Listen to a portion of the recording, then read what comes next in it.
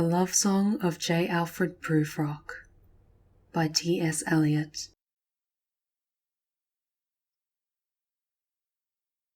Let us go then, you and I, when the evening is spread out against the sky, like a patient etherized upon a table.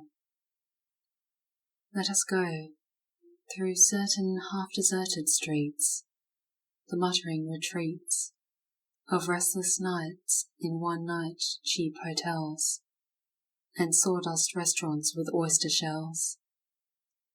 Streets that follow like a tedious argument of insidious intent, to lead you to an overwhelming question. Oh, do not ask, what is it? Let us go and make our visit. In the room the women come and go, talking of Michelangelo. The yellow fog that rubs its back upon the window panes, the yellow smoke that rubs its muzzle on the window panes, licked its tongue into the corners of the evening, lingered upon the pools that stand in drains. Let fall upon its back the soot that falls from chimneys, slipped by the terrace, made a sudden leap, and seeing that it was a soft October night, curled once about the house and fell asleep. And indeed there will be time for the yellow smoke that slides upon the street, rubbing its back upon the window panes. There will be time to prepare a face to meet the faces that you meet. There will be time to murder and create, and time for all the works and days of hands that lift and drop a question on your plate. Time for you and time for me, and time yet for 100 indecisions, and for 100 visions and revisions, before the taking of a toast and tea. In the room the women come and go, talking of Michelangelo. And indeed there will be time to wonder, do I dare?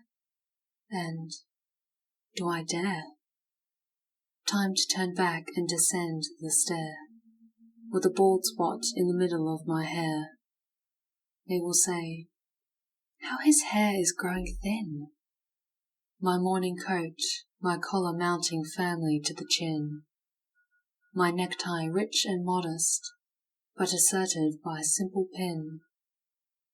They will say, but how his arms and legs are thin.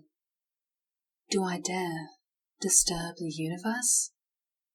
In a minute there is time for decisions and revisions which a minute will reverse. For I have known them all already, known them all, have known the evenings, mornings, afternoons. I have measured out my life with coffee spoons. I know the voices dying with a dying fall, beneath the music from a farther room. So how should I presume? And I have known the eyes already, known them all, the eyes that fix you in a formulated phrase, and when I am formulated, sprawling on a pen, when I am pinned and wriggling on the wall, then how should I begin to spit out all the butt ends of my days and ways? And how should I presume? And I have known the arms already, known them all, arms that are braceleted and white and bare, but in the lamplight, downed with light brown hair. Is it perfume from a dress that makes me so digress? Arms that lie along a table or wrap about a shawl. And should I then presume? And how should I begin?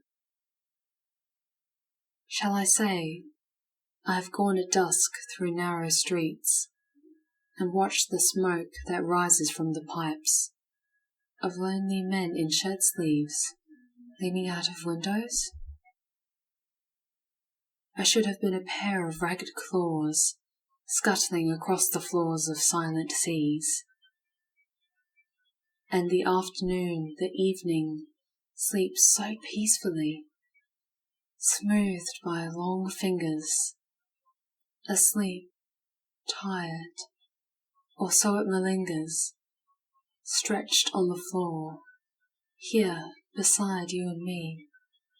Should I, after tea and cakes and ices, have the strength to force the moment into its crisis?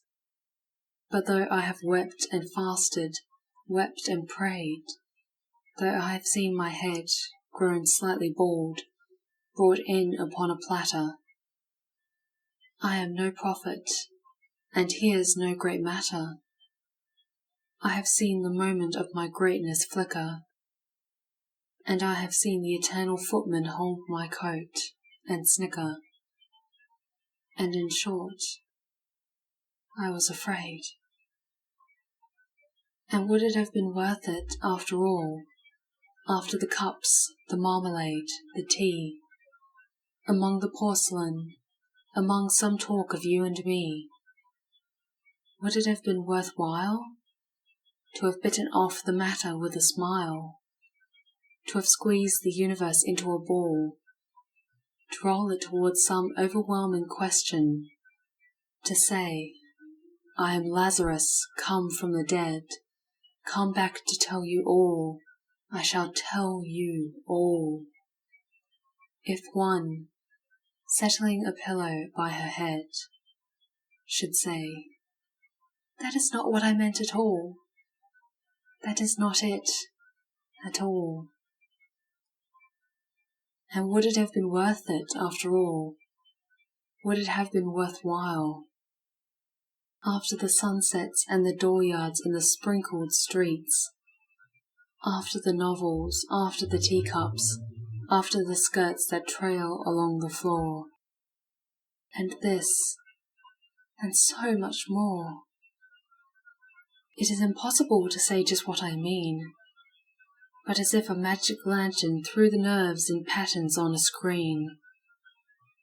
Would it have been worthwhile if one, settling a pillow or throwing off a shawl, and turning towards the window, should say, that is not it at all, that is not what I meant at all.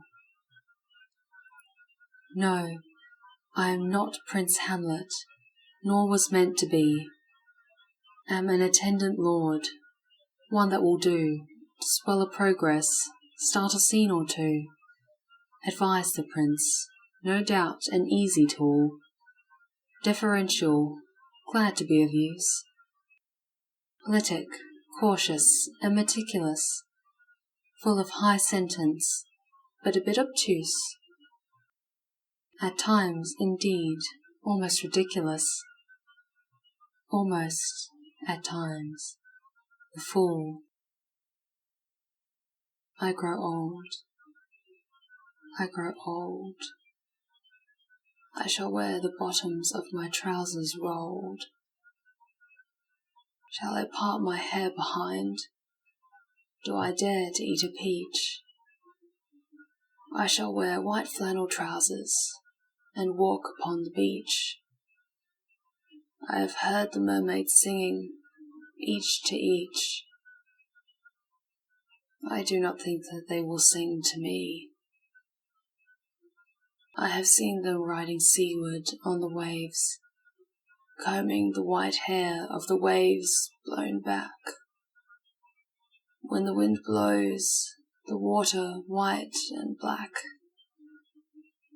We have lingered in the chambers of the sea, by sea girls wreathed with seaweed red and brown, till human voices wake us, and we drown.